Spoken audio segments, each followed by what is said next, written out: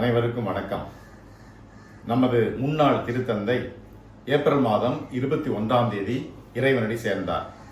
அவருடைய நல்லடக்கம் ஏப்ரல் மாதம் 26ஆம் தேதி நடைபெற்றது. 26ஆம் தேதியிலிருந்து 9 நாட்கள் துக்கம் அனுசரிக்கப்பட்டது. அதிலிருந்து 9 நாட்கள் என்று கணக்கிடும் பொழுது மே மாதம் 4ஆம் தேதியோடு இந்த 9 நாட்கள் துக்கம் நிறைவு பெறுகிறது.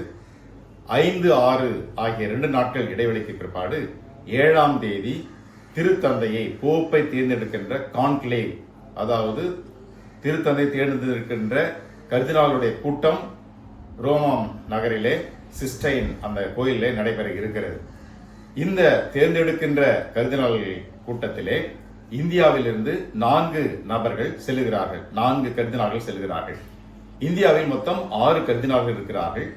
2 கர்தினால்கள் ஏன் கலந்து கொள்ள முடியவில்லை என்றால் அவர்களுக்கு 80 வயது நிறைவு பெற்றுவிட்டது. 80 வயதுக்கு உட்பட்டவர்கள் மட்டும்தான் இதிலே வாக்களிக்க முடியும். அப்படி பார்க்கின்ற பொழுது மும்பையை சார்ந்த கார்டினல் ஆஸ்வால்ட் கிரேஷியஸ் அவர்களுக்கு 2024ஆம் தேதி டிசம்பர் மாதம் 24ஆம் தேதியோடு 80 வயது நிறைவு பெற்றுவிட்டது. சீரோ மலபார் வழிபாட்டு முறையை சார்ந்த கார்டினல் அல்லஞ்சேரி அவர்களுக்கு ஏப்ரல் மாதம் 10ஆம் தேதி 80 வயது நிறைவு பெற்றுவிட்டது. ஆக அவர்கள் இருவரும் வாக்களிக்க முடியாது.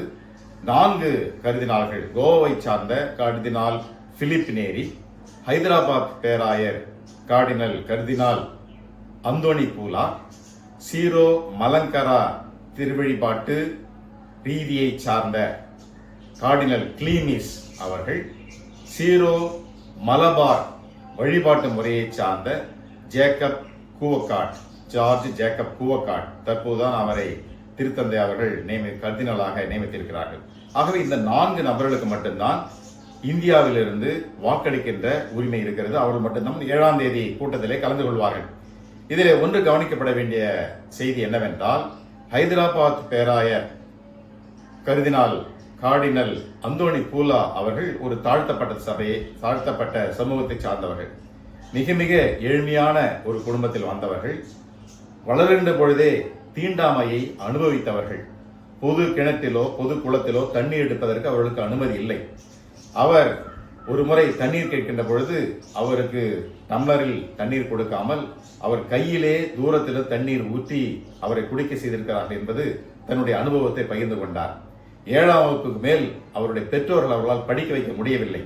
அவருடைய தந்தை ஒரு சாதாரண கேட்டகிஸ்டாக இருந்தார்.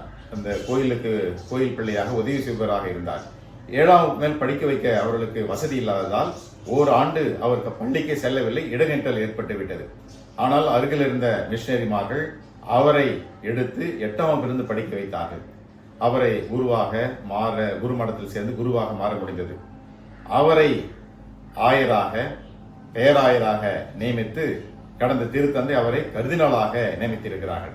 யோசித்து பாருங்கள், எப்படி ஒரு தாழ்த்தப்பட்டவர் திருப்பலி நிறைவேற்ற முடிகிறது, ஒரு ஆயராக முடிகிறது, பேராயராக முடிகிறது, ஏன் திருத்தந்தை தேர்ந்தெடுக்கின்ற வாக்களிக்கும் அந்த கூட்டத்தில் கூட கலந்து கொள்ள முடிகிறது என்றால் அது கத்தோலிக்க அவையிலே அது நடைபெறும். ஏனென்றால் கொள்கை அளவிலே கத்தோலிக்க திரு அவை என்பது எல்லாரையும் அரவணைக்கின்ற, எல்லோரையும் ஏற்றுக்கொள்கின்ற ஒரு திரு அவையாக இருக்கிறது.